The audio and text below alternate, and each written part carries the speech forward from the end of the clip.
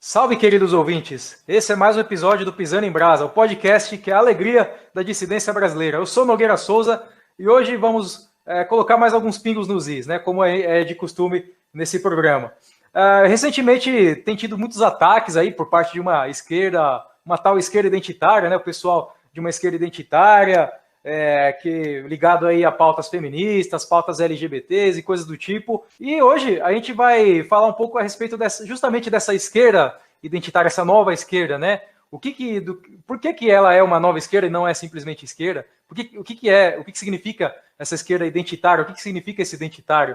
Então hoje vamos falar um pouquinho sobre a esquerda, né? Um pouquinho da história da esquerda e como é que a esquerda tradicional, né, revolucionária, preocupada com a luta de classes, né, a luta trabalhista, se transformou nessa nova esquerda hoje que não parece ser muito preocupada com a situação dos trabalhadores, mas parece ser mais preocupada com questões aí individualistas, aperta mãos com os setores liberais, com banqueiros e coisas do tipo, né? Então, para falar desse assunto de hoje, temos aqui convidados que já foram de esquerda de certa forma ou que participam também de meios de esquerda, entendem do assunto e também são, assim, de certa forma, possuem uma dissidência, né, com essa esquerda, embora possam concordar em alguns pontos com ela, não com a esquerda identitária, mas com a esquerda tradicional histórica, né?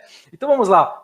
Convidado aqui bem especial, André Nunes. André Nunes é formado em Ciências Contábeis, é bancário e ele também é o coordenador da Frente Nacional Trabalhista no Rio de Janeiro. Ele também tem o canal no YouTube dele, o canal no YouTube é André Nunes, o nome, sigam lá, acompanhem, tem material muito interessante lá, coisa legal para acompanhar.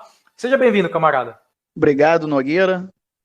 Gostaria de dizer que é uma honra participar aqui desse podcast, e o nome do podcast já é muito sugestivo, Pisando em Brasas, porque a luta de qualquer trabalhista, de qualquer socialista patriótico, é uma luta árdua no dia a dia. E diariamente estamos aí pisando em brasa realmente. Então, para mim é uma honra estar participando aqui com figuras que entendem muito mais que eu do campo filosófico. A minha formação é em ciências contábeis, eu sou aluno de uma pós-graduação em ciências políticas, então estou participando aqui com camaradas que têm um estudo mais aprofundado no campo da filosofia e talvez possam elucidar muito melhor do que eu as dificuldades que passa essa esquerda, que eu chamo de esquerda caviar, e tem o termo esquerdalhongueira, que cravou meu amigo e camarada Felipe Quintas. E se eu puder iniciar o papo aqui, eu vou dizer por que essa esquerda se rendeu. Se rendeu porque se aliou, deixou de pregar a luta de classes, esse combate que nós vivemos diariamente de uma classe dominante infecunda, como dizia o professor Darcy Ribeiro, contra a classe trabalhadora. Para se ter uma ideia, essa esquerda, New Left, né, nova esquerda, e temos que falar em inglês mesmo, esse termo para dizer que são ideias plantadas desde o exterior.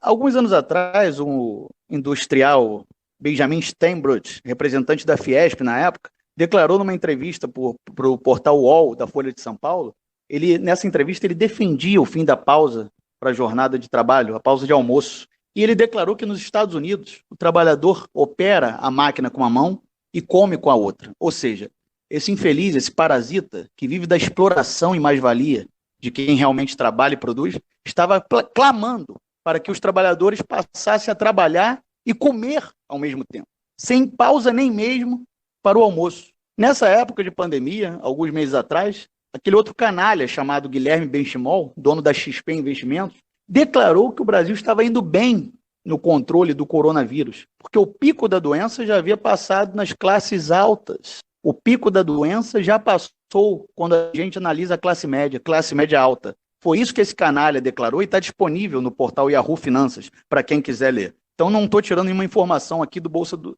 do colete. Então é essa visão de mundo que esses canalhas da classe dominante brasileira têm em relação a nós trabalhadores. E é exatamente sobre isso que essa esquerda caviar deixou de falar. Aderiu a temas meramente identitários, ao individualismo pequeno burguês e passou a falar apenas para facções e deixou de lado completamente a luta de classes. Então essa é a introdução que eu deixo aqui e vamos continuar a conversa. Pisando em brasa, o camarada Nunes já começou tacando lenha na fogueira. Muito bom, maravilha. Se o camarada Nogueira me permite, eu queria falar algo em relação ao tema da live, que é o seguinte: a gente está aqui criticando, né, essa esquerda caviar, essa esquerda do século XXI, ela deixou, como o camarada Campos havia falado, de falar a língua do trabalhador, porque ela transitou do Brasil, principalmente dos anos 80 para cá, do campo nacionalista e anti-imperialista, ela transitou desse campo para um campo meramente identitário. Então deixou-se de pregar um projeto civilizatório, um projeto de uma revolução cidadã, ainda que não se fosse uma revolução socialista, pelo menos uma revolução cidadã, onde o Estado fosse o indutor do desenvolvimento e pudesse colocar toda a riqueza nacional em prol da população trabalhadora. Então, infelizmente, hoje, dentro do que se chama esquerda, se é que esses termos ainda explicam alguma coisa em 2020, porque são termos que foram cravados na Revolução Francesa, ainda em 1789, mas para simplificar, essa esquerda, ela realmente deixou de falar a linguagem popular, e o que nós vemos hoje é derrota atrás de derrota. Exatamente por isso, porque passou a falar apenas para facções que eles chamam de minorias, mas essas minorias estão inseridas nas classes trabalhadoras. Então, o que nós devemos focar e pregar é um projeto civilizatório, um projeto que atenda à maioria das massas, um projeto que realmente desenvolva e dê oportunidade aos filhos dos trabalhadores. Enquanto continuarem falando para meia dúzia de gatos pingados, vão continuar acumulando derrotas. E hoje nós temos que ter consciência que nós, do campo nacionalista, desenvolvimentista, do socialismo patriótico, do socialismo moreno de Leonel Brizola e Darcy Ribeiro, nós hoje somos o campo minoritário dentro do que se considera hoje esquerda.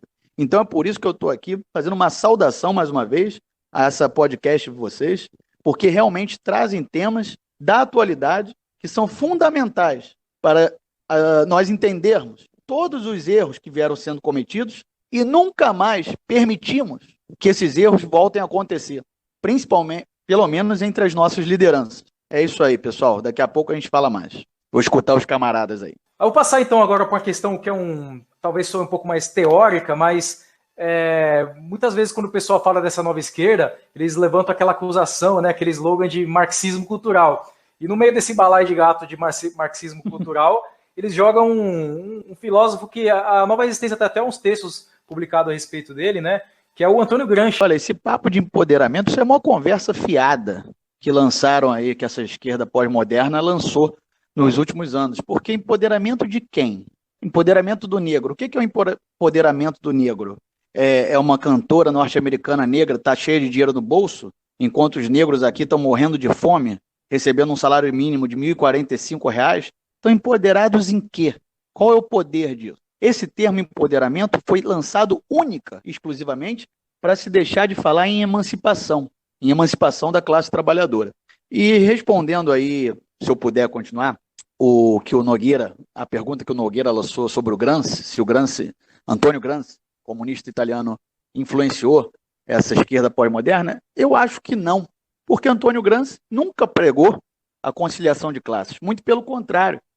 Eu acho que ele influenciou muito mais o trabalhismo pós-Getúlio, quando o Darcy Ribeiro se torna a principal figura intelectual do trabalhismo brasileiro, do que essa esquerda caviar pós-moderna. Porque Antônio Gramsci não acreditava, né, numa tomada de poder, ou pelo menos da chegada ao poder, que não fosse precedida e acompanhada por uma mudança de mentalidade. E a emancipação, veja, o termo de emancipação da classe trabalhadora, no conceito gramsciano, se daria pela elevação cultural das massas, através principalmente da escola. Claro que era uma escola pública, uma escola para todos. E por isso mesmo eu acho que o professor Darcy Ribeiro adaptou muito da ideia de Antônio Gramsci para o trabalhismo brasileiro.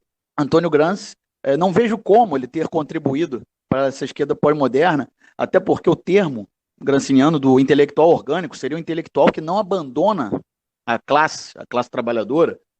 A influência cultural na ideia de hegemonia cultural de Antônio Gramsci, qual era o sentido dessa influência, da necessidade dessa hegemonia cultural? Era exatamente alterar a maneira como os homens se relacionavam com a política. E o proletariado, veja bem nas palavras dele, para alcançar uma revolução, teria que conquistar a hegemonia das ideias. Então, não acho que a teoria gramsciana possa ter sido de grande influência para a pós-modernidade, porque Antônio Gramsci nunca pregou a conciliação com a classe trabalhadora. Queria deixar um comentário sobre o que o camarada Campos falou um tempo atrás, sobre essa coisa do camarada italiano, agora não lembro em que momento da história foi, que ficou do lado dos policiais contra lá os estudantes e os universitários. É bom lembrar que o policial ele é recrutado na classe trabalhadora. Não há nenhum praça da Polícia Militar aqui no Rio de Janeiro que seja filho de algum burguês, de algum grande industrial, de algum membro das elites financeiras. Todos eles são recrutados na classe trabalhadora. O problema é que muitas vezes são usados como elementos da força. E resgatando Gramsci novamente, a força e o consenso, o aparato militar, policial, ou seja, a violência legítima. Por que legítima? Porque está controlada pelo Estado, muitas vezes são usados como braço do Estado burguês. Isso não quer dizer que nós não devamos disputar influência entre a classe policial. O policial, ele é parte do proletariado. Infelizmente, muitas vezes não se enxerga como tal. Por isso que nós devemos resgatar Gramsci e disputar essa hegemonia cultural, essa batalha de ideias. E eu queria aqui, talvez, concluir esse tema do Antônio Gramsci, dizendo que, infelizmente, os liberais, na minha opinião, se apropriaram dessa ideia gramsciana de hegemonia cultural. Quando a gente vê toda essa invasão cultural promovida desde as potências imperialistas anglo-saxãs em todos os países da América Latina, o American Way of Life, desculpe, o American Way of Life, nós fomos convencidos que todos nós devemos falar inglês, quando há uma gama de línguas neolatinas aí amplamente difundidas e faladas no mundo. Nós fomos convencidos que devemos assistir os filmes produzidos por Hollywood. Nossa sociedade foi convencida que deve assistir às séries produzidas pelo Império Estadunidense. Então, eu acho que os liberais estudaram a ideia gramsciana e se apropriaram disso, porque realmente o que é uma invasão cultural liberal, e aí sim se encaixa o que a gente estava falando do liberalismo cultural. Não há nada de marxismo cultural. Marx também nunca, muito pelo contrário, o Marx nunca pregou conciliação de classes, e o que essa gente toda da pós-modernidade prega aí é nada mais, nada menos do que conciliação, porque falam apenas para facções, para propostas, pautas identitárias. E nem Marx, nem Gramsci, nem nenhum desses principais intelectuais comunistas à época pregava isso. O que é uma desvirtuação. Pode haver uma desvirtuação do pensamento gramsciano por meio de camadas, setores aí da esquerda pós-moderna. Mas não acredito que, à sua época, Gramsci teria feito algum papel ou teria sido produtivo para quem estivesse a favor do liberalismo ou da conciliação com a burguesia.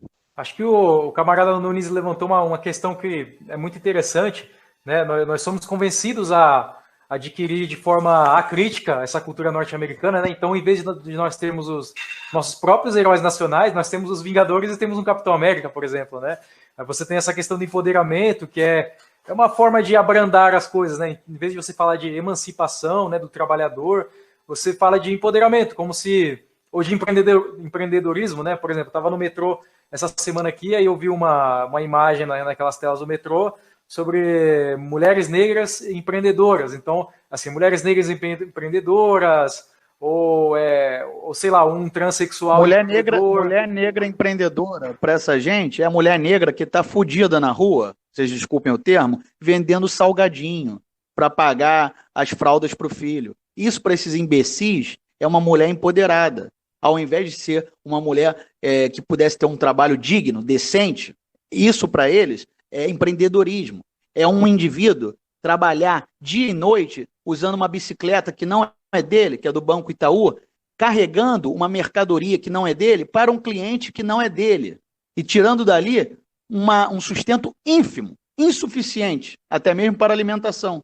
Isso, para esses imbecis neoliberais, é empreendedorismo. Por isso que eu estou dizendo que eles sim se apropriaram do termo da hegemonia cultural, porque conseguiram colocar na cabeça das massas que isso é empreendedorismo. Que empreendedorismo é você sobreviver às custas de si mesmo, sem nenhum tecido social que possa amparar os que realmente trabalham e produzem. Então, por isso que eu digo, liberais se apropriaram do conteúdo de hegemonia cultural, e nós temos que rebater. E nós temos que ter consciência que o inimigo é poderoso, porque toda essa esquerdalha pós-moderna, desde a esquerda partidária até outros tipos de movimentos, estão todos financiados por grandes financistas. A Fundação Open Society do Jorge Soros, por exemplo, enviou muito dinheiro ao governo do Maranhão, inclusive. Ou seja, vão cobrar os favores. O governador do PSEUDO-B, Partido Supostamente Comunista do Brasil, aceitou essa dinheirama da Fundação Open Society e já está retribuindo os favores. Não é à toa que aceitou uma base militar estadunidense em território brasileiro no seu estado, a base de Alcântara.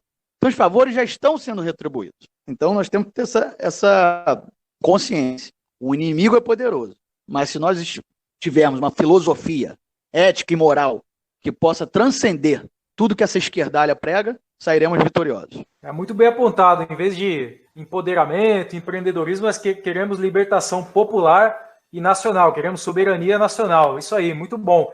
E também é interessante também notar essa questão dos partidos, né? Tem um certo partido de esquerda aí, o tal do PSTU, que em tudo quanto é porcaria em questão de movimentos geopolíticos, acontecimentos, eles estão envolvidos, né? Por exemplo, não, Everton, isso aí recebe merenda da CIA. Isso aí recebe merenda da CIA.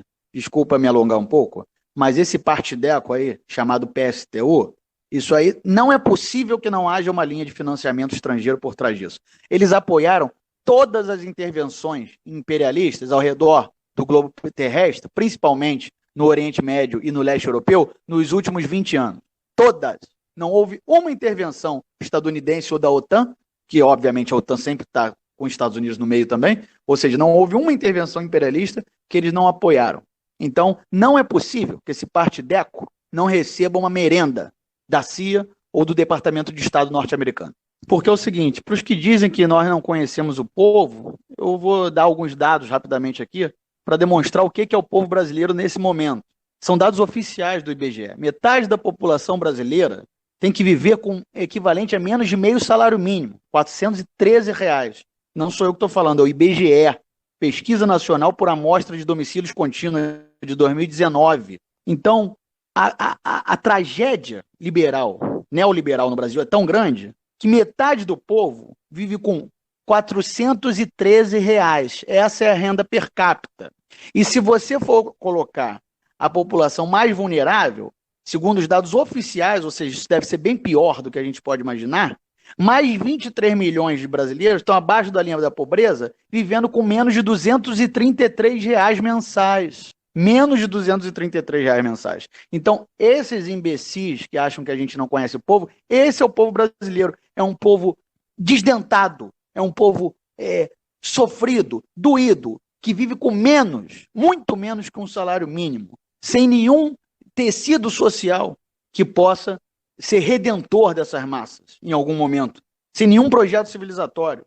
Para esses imbecis que pregam empreendedorismo, eu quero avisar que o número de ambulantes nas ruas saltou mais de 500% entre 2015 e 2018, desde a guinada liberal do governo da senhora Dilma Rousseff, quando ela colocou no Ministério da Economia, que à época se chamava Ministério da Fazenda, o banqueiro chamado Joaquim Levy, executivo do Banco Bradesco, para levar a cabo uma política de ajuste fiscal e austeridade. Austeridade para quem? Para o povo, porque a dívida pública galopante e injusta continua a ser paga. Então, Campos, para esses imbecis que dizem que a gente não conhece o povo, esse é o povo brasileiro, um povo colapsado, um povo destruído, um povo humilhado. E humilhado por quem? Pelos representantes da classe dominante, que eu falei lá no começo, que quer, se depender dessa gente, eles voltam para a escravidão, eles nos escravizam novamente, eles voltam ao século XIX. Por quê? Porque são liberais. E a ideia liberal é essa, é da escravidão. Hoje não será mais uma escravidão por cor, por raça, por etnia, será a escravidão das massas trabalhadoras, jogadas ao desalento. Então é isso que eu queria colocar aí sobre o que o camarada Campos falou. Sim, nós conhecemos o povo. É essa a situação do povo brasileiro.